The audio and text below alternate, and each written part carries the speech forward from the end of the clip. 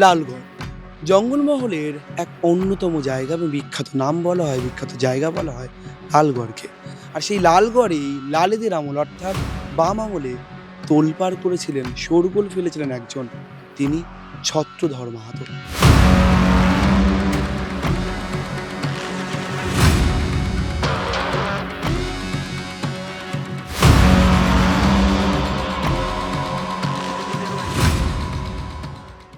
Jail খেটেছেন বহু বছর, তার বিরুদ্ধে দেশদ্রোহিতার মামলা, সন্ত্রাসী তকমাও দেওয়া হয়েছে বারবার করে। তিনি ফিরেছেন। অনেকেই বলেন তিনি এখন নাকি মমতা বন্দ্যোপাধ্যায়ের বিরুদ্ধাচারণ করেন, আর কেউ কেউ বলেন তিনি খানিকটা বিজেপি ঘাসা। জঙ্গলমহলে পা ফেলতে লোকজন ভয় পেতেন, তার কারণ একটা বিরাট সন্ত্রাসের পরিবেশ ছিল। আপনিও তার মাস্টার মাইন্ড হিসেবে খানিকটা কাজ করেছিলেন আন্দোলনের মোড়কে এই সন্ত্রাস চালাতে। শালবনীতে বুদ্ধবাবু এসেছিলেন, মেদিনীপুরের বুকে একটা ল্যান্ডমাইন বিস্ফোরণ ঘটিয়েছিল মাওবাদীরা। সে সময় আমার বিরুদ্ধে বিভিন্ন রকম কথা বলে, কখন বলে সে বিজেপিতে জয়েন করছে, কখন বলে সে রাজনীতি থেকে অবসর নিয়েছে, ইত্যাদি ইত্যাদি। 26-এ মমতা বন্দ্যোপাধ্যায় সরকার এবার ফিরুক, ছত্রধর কি চাইছেন? প্রচার কমিটি কনভেনার করা হয়েছে, আমি দেখেছি, কিন্তু এখনো পর্যন্ত পার্টির কোনো নির্দেশ নাই। আমি জনগণের সাথেই থাকতে চাই, জনগণ ছাড়া ছত্রধর মাহাতোকে কোনোরকম তার অস্তিত্ব নাই।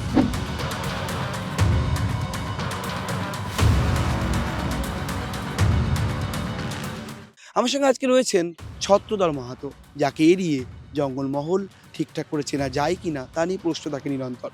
ছত্রধরদা, আপনাকে স্বাগত আমি জানাবো না, তার কারণ বলা হয় যে এই লালগড় বা এই যে জঙ্গলমহল আপনাকে ছাড়া, এই ছত্রধর মাহাতো, তার আগে শশধর মাহাতো, আপনাদের পরিবার, এই মাহাতো পরিবার ছাড়া ভাবাই যায় না। ছত্রধররা কেন এখনও লালগড়ে এইভাবে প্রাসঙ্গিক হয়ে রয়েছে? এই এলাকার 2011-র আগে যা অবস্থা ছিল তা আপনারা দেখেছেন, বা বাম আমলে এখানের যে অপশাসন এবং অত্যাচার যে তারা চালিয়েছে, তার বিরুদ্ধে মানুষ ঐক্যবদ্ধ হয়ে এখানে আন্দোলন করেছে। আমি সেই আন্দোলনের একজন কর্মী মাত্র। সেই জায়গা থেকে তৎসময়ের যে প্রেক্ষাপট, সেই প্রেক্ষাপটের থেকে আজকে নিশ্চয়ই আমূল পরিবর্তন হয়েছে, এটা অস্বীকার করার নাই। আজকে উন্নয়ন হয়েছে, বা আপনার কথা মতো আপনি যে কথাটা বললেন যে বিজেপি ঘেঁষা বা ইত্যাদি ইত্যাদি, আমি কোনো রাজনৈতিক দলে, অন্য কোনো রাজনৈতিক দলে, আমি জেল থেকে বেরিয়েছি 2020 সালে। 2020 সালে বেরোনোর পর মমতা বন্দ্যোপাধ্যায় আমাকে তার দলে জায়গা দিয়েছে। আমি যদিও তৃণমূল কংগ্রেসের জন্মলগ্ন থেকেই আছি। আপনি কি এখনও মমতা বন্দ্যোপাধ্যায়ের ফ্যান বা ভক্ত? এখনও কি তাকে শ্রদ্ধা, সম্মান, স্নেহ করেন? অবশ্যই আমি মমতা বন্দ্যোপাধ্যায় উপর আস্থা ভরসা আমার অটুট আছে। আমি মনে করি মমতা বন্দ্যোপাধ্যায় পারে একমাত্র যা জঙ্গলমহল বা জঙ্গলমহলের পরিবেশ বা জঙ্গলমহলের সামাজিক আন্দোলন করতে, সামাজিক পরিবর্তন ঘটাতে। প্রায় 1 দশকের বেশি বছর আপনি 2020 পর্যন্ত জেলে ছিলেন। আপনাকেও মাওবাদী বলা হলো এবং তখনকার যে একটা সন্ত্রাসের পরিবেশ, বহু মানুষ বলতেন দিনে দুপুরে সিপিএম নেতাদের গুলি করে মেরে দেওয়া হচ্ছে, আপনারা রাস্তা কাটছেন, একের পর এক আন্দোলন, গাড়ি ঢুকতে পারছেন না, লালগড় মাওবাদ এলাকা, থানা দখল, বেলপাহাড়ি, বলা হতো যে জঙ্গলমহলে পা ফেলতে লোকজন ভয় পেতেন, তার কারণ একটা বিরাট সন্ত্রাসের পরিবেশ ছিল। তার নাকি মাস্টার মাইন্ড আপনি শুধু নন, আপনি ছত্রধর মাহাতো যেমন ছিলেন তেমন শশধর মাহাতোরা ছিলেন। আপনিও তার মাস্টার মাইন্ড হিসেবে খানিকটা কাজ করেছিলেন আন্দোলনের মোড়কে, এই সন্ত্রাস চালাতেন। এই বিষয়টা সন্ত্রাস নাকি সত্যি সত্যি আন্দোলন ছিল, কি বলবেন ছত্রধরদা? এটা একটা মিডিয়া সৃষ্টি করা সন্ত্রাস। এখানে এটা স্বাভাবিক, এটা রাষ্ট্রের একটা নীতি বলা যায়। রাষ্ট্রযন্ত্র কিভাবে, অর্থাৎ রাষ্ট্রের যে সমালোচনা করবে, রাষ্ট্রের ভুলগুলো যে আঙুল দিয়ে দেখিয়ে দিবে, তাকে সন্ত্রাসবাদী আখ্যা দেওয়া হয়। ঠিক একইভাবে আমাকেও সেইভাবেই সন্ত্রাসবাদী সাজানো হয়েছে। হ্যাঁ, তৎসময়ে মাওবাদীরা জঙ্গলমহলে বিভিন্ন পকেটে বিভিন্ন সময় সাধারণ মানুষকে নিয়ে আন্দোলন করেছে। সিপিএম নেতারা তাদেরকে পুলিশ দিয়ে দমন করার যখন বা এনকাউন্টার করার চেষ্টা করেছে, তাদের হাতেও বন্দুক নিয়ে তারা অনেক সময় খুন খারাপি করেছে, আমি অস্বীকার করছি না, কিন্তু তাদের সাথে আমাদের আন্দোলন ছিল আমূল পরিবর্তন আলাদা। কারণ না, আমাদের আন্দোলন ছিল গণতান্ত্রিক এবং জনগণকে নিয়ে। কারণ দেখেছেন, কিন্তু বহু মানুষ তো খুন হয়েছে, বাড়ি ভাঙচুর হয়েছে দাদা, ল্যান্ডমাইন বিস্ফোরণ হয়েছে, কারো বাড়ি ভেঙে দেওয়া হচ্ছে, দাঁড় করিয়ে গুলি করা হচ্ছে, থানা দখল, এগুলো কী করে গণতান্ত্রিক আন্দোলন হতে পারে দাদা? মানে আমরা বলছি না, সিপিএম এর লোকজন অভিযোগ করে। হ্যাঁ, অভিযোগ তারা করে, আমাদেরও অভিযোগ আছে, আবার অন্যান্য থেকেও অভিযোগ আছে, অস্বীকার করছি না। বাড়ি ভাঙচুর একমাত্র যা করেছিল পাবলিক, জনরোষে অনুজ পাণ্ডের, আপনারা জানবেন, যা এই এলাকার ত্রাস ছিল, এই এলাকা মানুষকে অতিষ্ঠ করে তুলেছে। আর যে কথাটা বলছে থানা জ্বালিয়ে দেওয়া, কোনো জায়গায় থানা জ্বালিয়ে দেওয়া হয়নি। দখল করেছিল লালগড়। দখলও ঠিক নয়, থানায় গেছিলো সাধারণ মানুষ তাদের বিচার চাইতে। কারণ তখন কারো কোনো রকম সমস্যা ঘটলে সেই সমস্যা নিয়ে যখন থানায় যেত, তারা কি করতো, আগে পার্টি অফিসে পাঠাতো, যাও সে পার্টি অফিসে যাও, শেষকালে পার্টি অফিসে গেলে পর যে যার নামে অভিযোগ করতো, উল্টে যে অভিযোগ করতো তাকেই দোষী সাব্যস্ত করে পার্টি অফিসে তার বিরুদ্ধে তারা বিচার সভা বসিয়ে তাকে জরিমানা করত।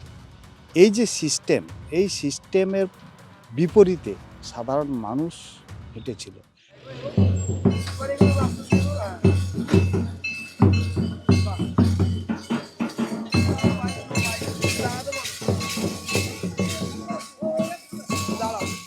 শালবনীতে বুদ্ধবাবু এসেছিলেন, মেদিনীপুরের বুকে একটা ল্যান্ডমাইন বিস্ফোরণ ঘটিয়েছিল মাওবাদীরা।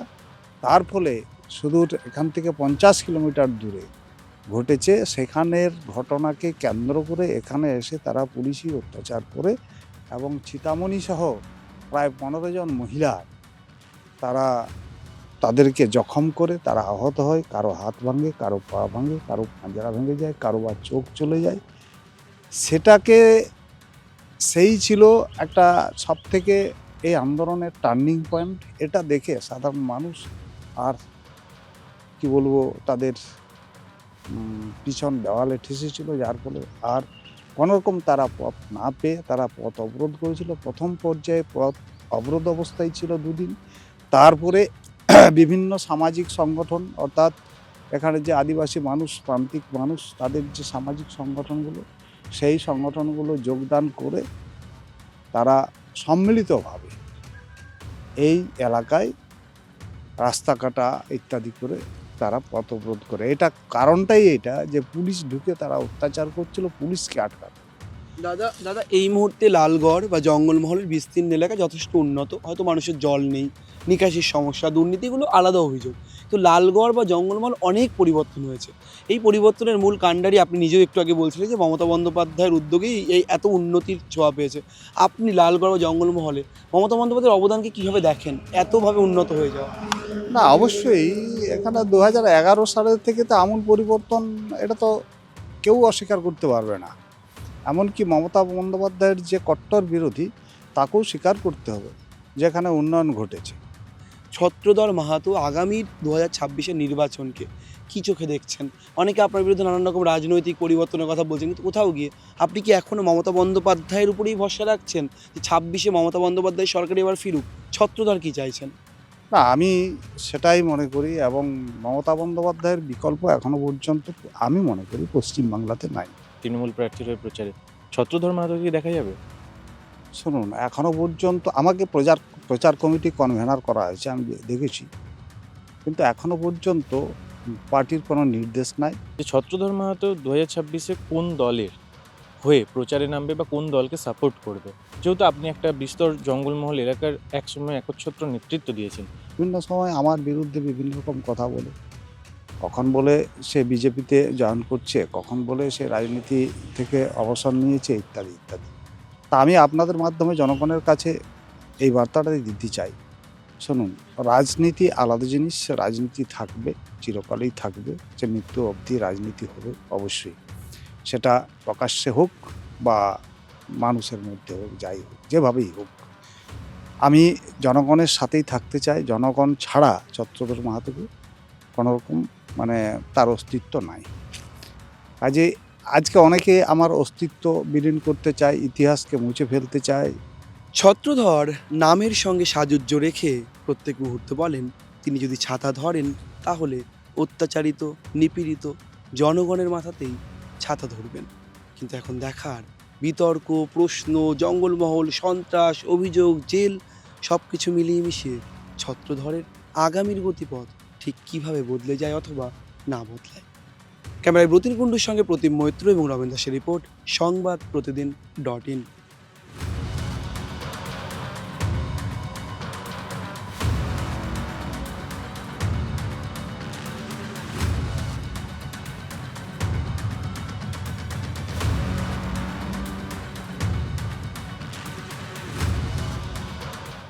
এবারে ভাই ভোটের লড়াই এই এখানেই দেখবো।